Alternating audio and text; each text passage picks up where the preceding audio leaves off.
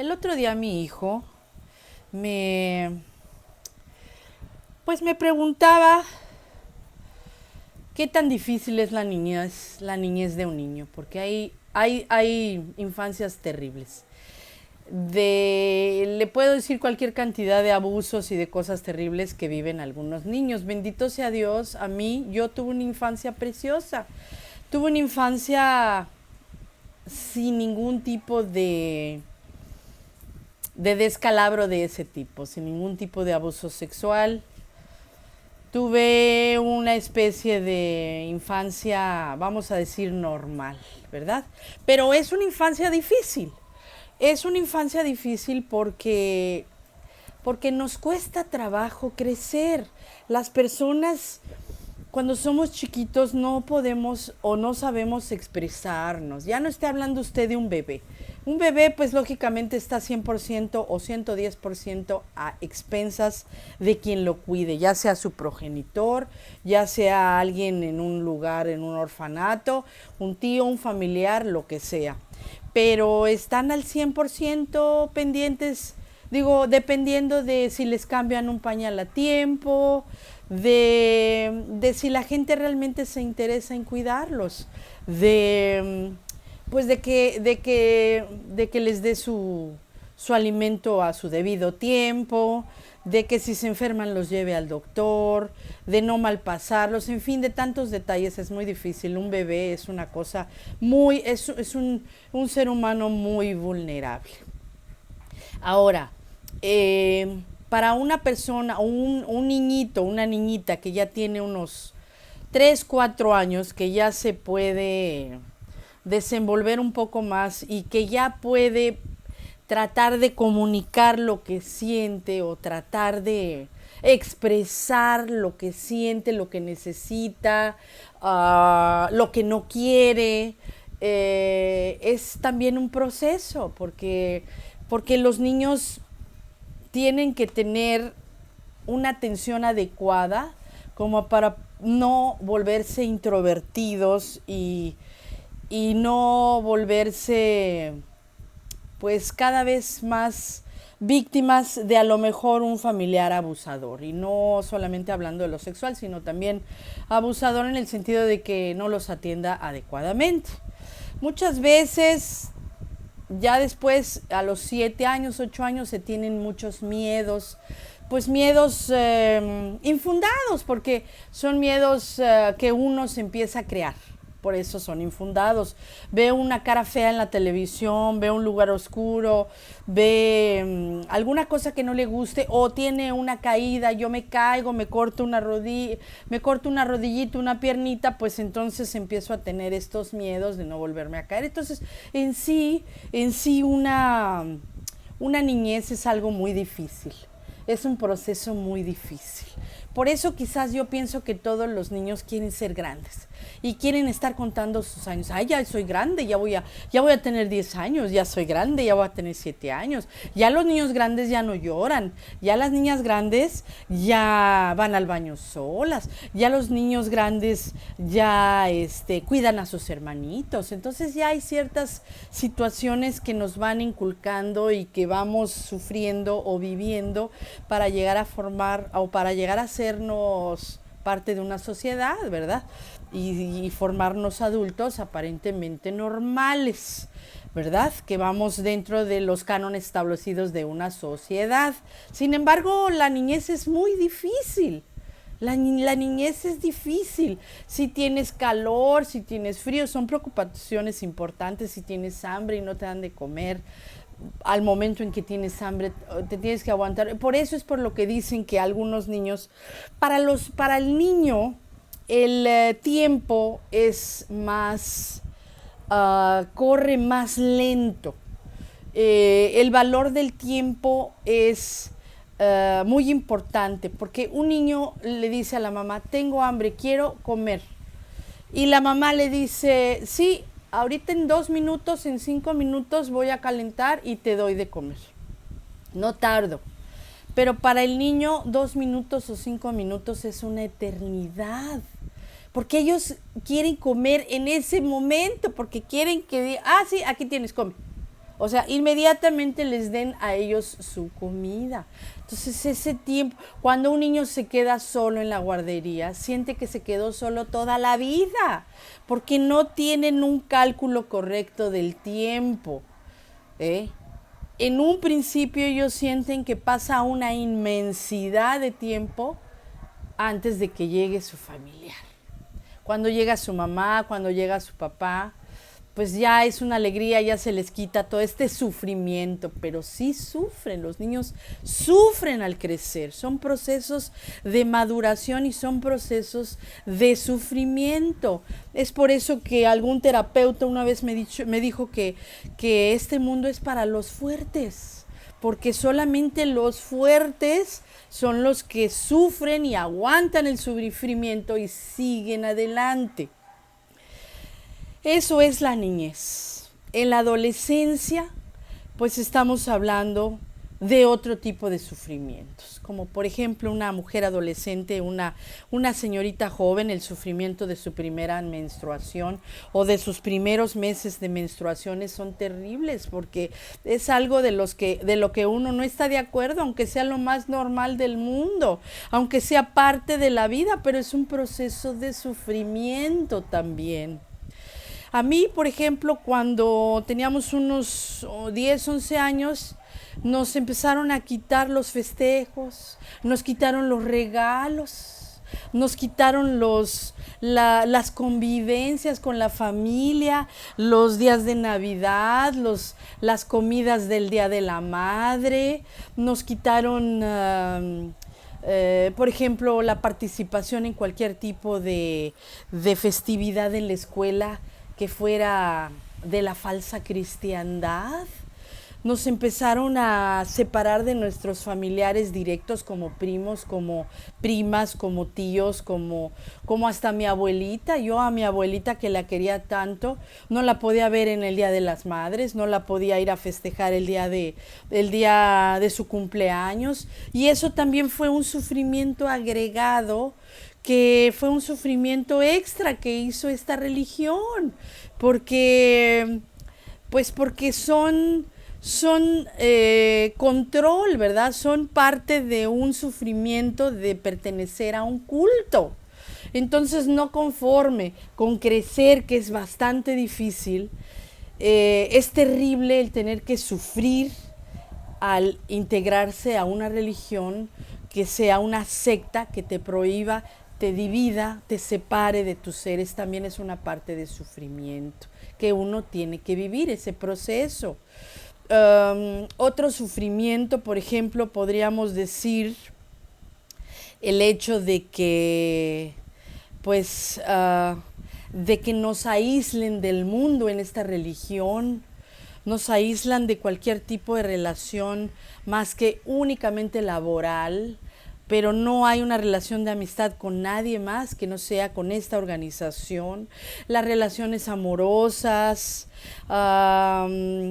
los viajes también es algo tan increíble que se tengan que controlar. Controlan hasta en qué hotel te vas a quedar, si te vas a una asamblea, en donde sea, en un territorio aislado o en un lugar lejos, te dicen cuáles son los hoteles y los vuelos que tienes que tomar y lo que tienes que pagar para que ya vayas con tu congregación. Es otro tipo de proceso de sufrimiento. Este tipo de, o sea, tenemos suficientes problemas en la vida. El tema de mi conversación es porque también existe el proceso de adaptación personal a nuevos lugares, porque hay familias en donde viajan mucho porque pues se le acaba el trabajo al papá o se le acaba el trabajo a la mamá. Entonces esa adaptación de un menor también es un proceso muy difícil, se sufre. Otra de los sufrimientos que son importantísimos y que son fuertísimos es la aceptación de su o de la sexualidad de cada individuo, de cada persona. Es difícil que un niño desde chiquito sienta cosas diferentes, una niña sienta una atracción diferente a los cánones establecidos. Por lo regular, esta aceptación no se da dentro del núcleo familiar y entonces se reprime esta aceptación o ¿cómo le diré? Este proceso de definición sexual, que también es un proceso de crecimiento. Y se lucha y se sufre terrible porque las familias no aceptan a la personita como realmente quiere ser y no hay una cultura hasta estos últimos tiempos, y eso entre comillas, en donde se acepte el tipo de predilección o de formación sexual de cada una de las personas que somos nosotros, los seres humanos. Es difícil.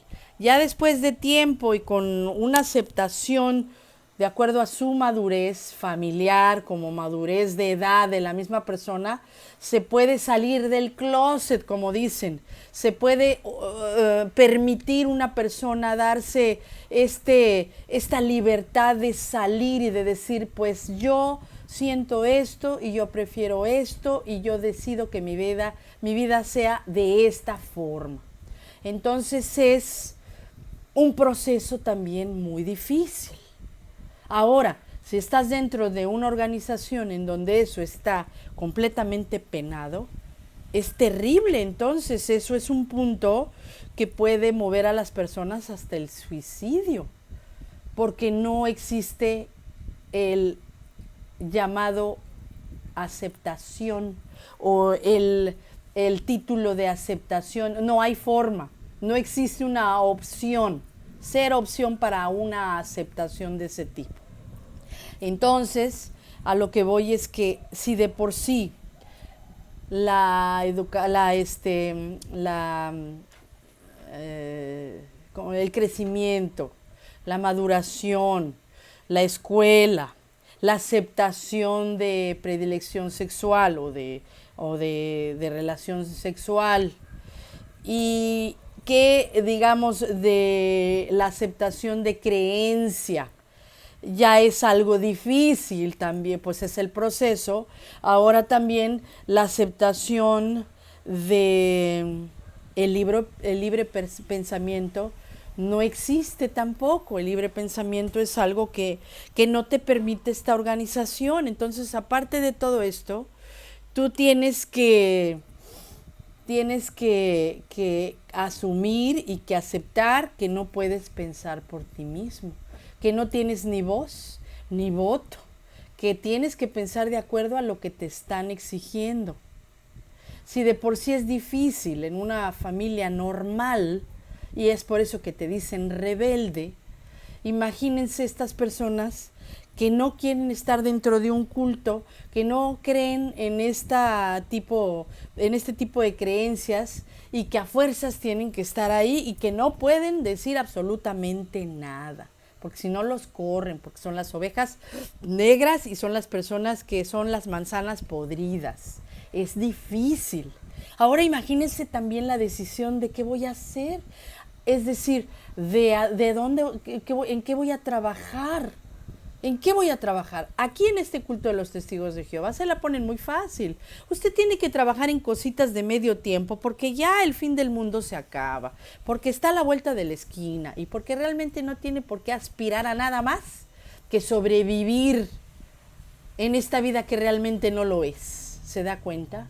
Es por eso que es necesario que las personas concienticen antes de entrar a una religión, antes de entrar a un culto, antes de entrar a tomar cualquier tipo de decisiones, cómo van a afectar a sus hijos chiquitos, cómo van a afectar a sus hijas, cómo van a afectar el crecimiento y el desarrollo mental y emocional. A nosotros los testigos de Jehová, ex testigos de Jehová, que gracias a Dios tuvimos esta oportunidad de salir y de ver las cosas desde otro punto, nos llevó un tiempo muy largo y penoso el poder entender que estamos afuera y el poder entender que ya no nos tiene que doler. Hasta ahora, en estos tiempos en donde yo he aceptado el que esta organización no es de Dios, en que no es el camino correcto, en que solamente es una corporación que decide tu vida por sacarte dinero, todavía siento tristeza y melancolía por la gente que conocí, por la gente con la que crecí y por este amor que le tenía yo a algo que no existía. Como puse el otro día en un sitio en el Facebook, me preguntaron, ¿qué fue lo que te hizo decidir salir? ¿Qué fue lo que te hizo dejar de ser testigo de Jehová? A mí no fue la generación traslapada, no fue el libro de Raymond Franz, no fue tantas y tantos fraudes, no fue ni siquiera tantos abusos sexuales, no fue lo malo de la humanidad, del ser humano, porque todo eso se podría, digamos que poner como parte de la imperfección humana y decir, pues son hermanos imperfectos y así como dice la Biblia en un texto, sopórtense los unos a los otros. Así hay que soportar los errores de los hermanos y perdonarlos. Eso es una, digamos, una forma de pensar que nos inculcaron. Y fue algo que yo todavía dentro de mi pequeño testigo de Jehová, siento que no era importante porque realmente todo se lo dejábamos en manos de Jehová. Todo se lo dejábamos a Jehová en sus manos. Y Él era el que iba a arreglar las cuentas con esas personas. Y nosotros íbamos a ser retribuidos en otra forma.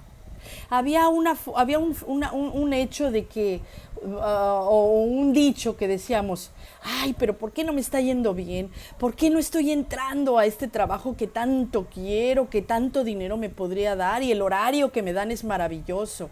Y entonces no faltaba la hermana o el hermano que te dijera, es por tu protección. Quizás si tú te metieras a ese trabajo te podrían asaltar, te podrían robar, te podrías accidentar, podrías morir. Quizás Jehová Dios te está cubriendo y te está protegiendo de algo malo. Eso era lo que sentíamos. Todo era en base a lo que Jehová nos guiara a hacer. Y a lo que voy con esto es que nosotros sufrimos mucho por el hecho de haber salido y de haber dejado esta organización, pero lo que a mí me cambió la perspectiva fue que cuando yo regresé a la organización después de 20, 25, no sé cuántos años, de haber idealizado esta organización, de haber extrañado esta organización, de haber extrañado lo bonito, de haber extrañado este sentimiento, todo eso que yo busqué durante todo ese tiempo, que traté de regresar y no pude, al regresar ya no existía. Yo ya no encontré a un Jehová. Yo ya no encontré dentro de esta organización un espíritu de Dios. Yo ya no encontré el amor que yo añoraba. Yo ya no encontré el espíritu que quizás erróneamente sentía yo en un principio. Pero yo dejé de ver gente genuina, gente que realmente quisiera a Dios, a Jehová Dios y a sus reglas, y a esta organización verla como el único camino de Dios, como la verdad de la verdad, como el verdadero camino. Ya todo eso no existe, esta organización ha evolucionado.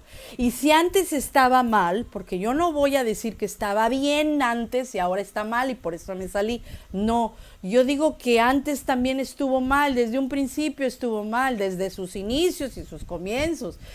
Pero toda esta añoranza, toda esta toda esta alegría, todo este amor que yo sentía por esta organización, se desapareció al volver porque yo ya no volví a sentir lo mismo, yo ya no volví a sentir que estaba ahí Dios o que estaba ahí una salida o un consuelo a mi vida o una dirección a mi vida o un objetivo. ¿Por qué? Pues porque yo ya me di cuenta que esta organización es terrenal, que esta organización es un negocio corporativo, que la gente no tiene que morirse por ser leal a esta organización y no ponerse sangre.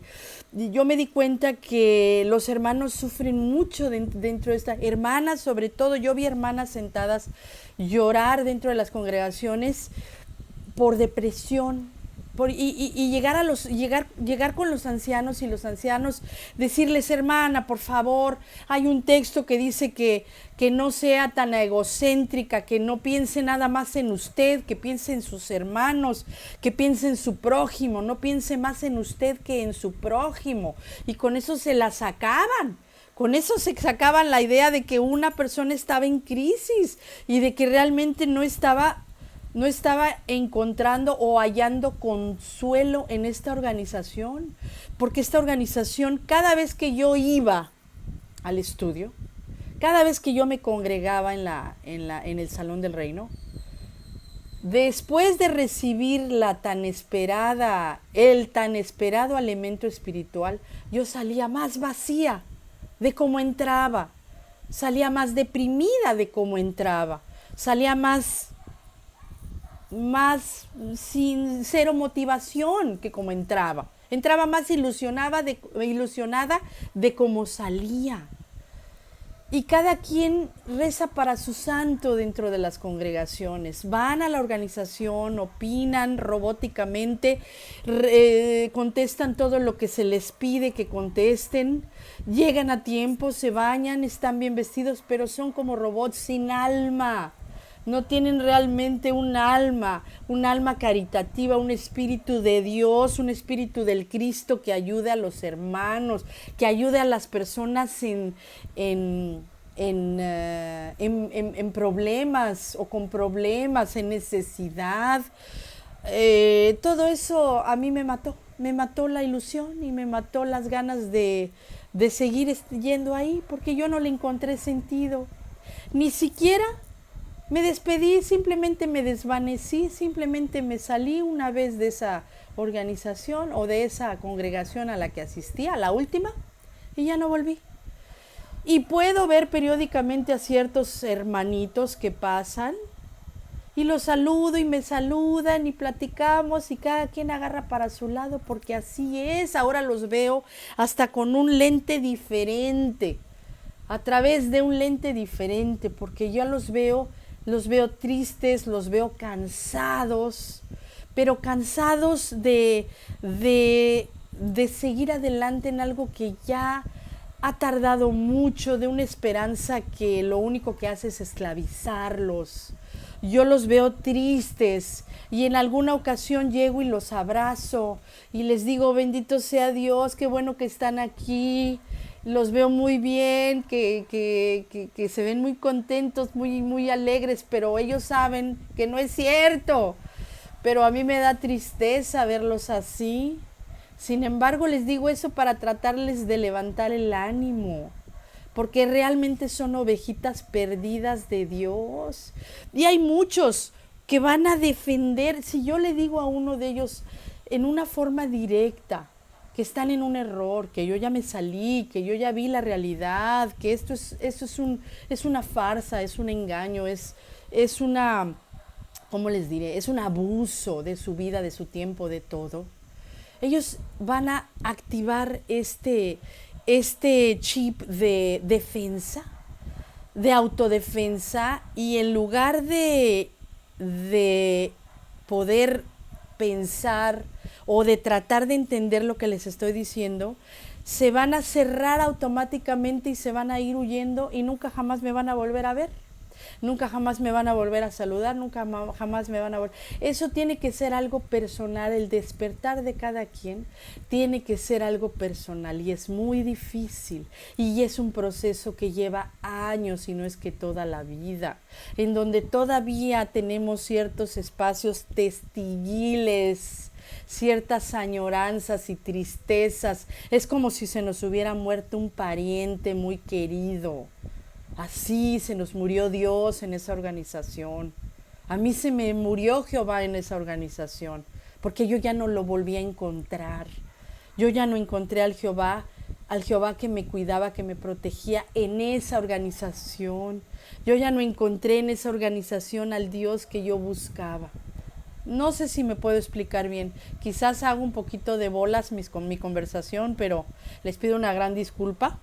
Pero realmente mi punto es que es un proceso, que es difícil crecer, que es difícil madurar, que es difícil aceptarse como persona sexual, homosexual o bisexual o lo que sea. De cualquier preferencia sexual, que es difícil también trabajar, que es difícil estudiar, es difícil resolver problemas, como para que después de todo también tenga la dificultad de tener un culto que se lo está haciendo más difícil todavía, ¿verdad? Eso es mi punto. ¿Usted qué opina?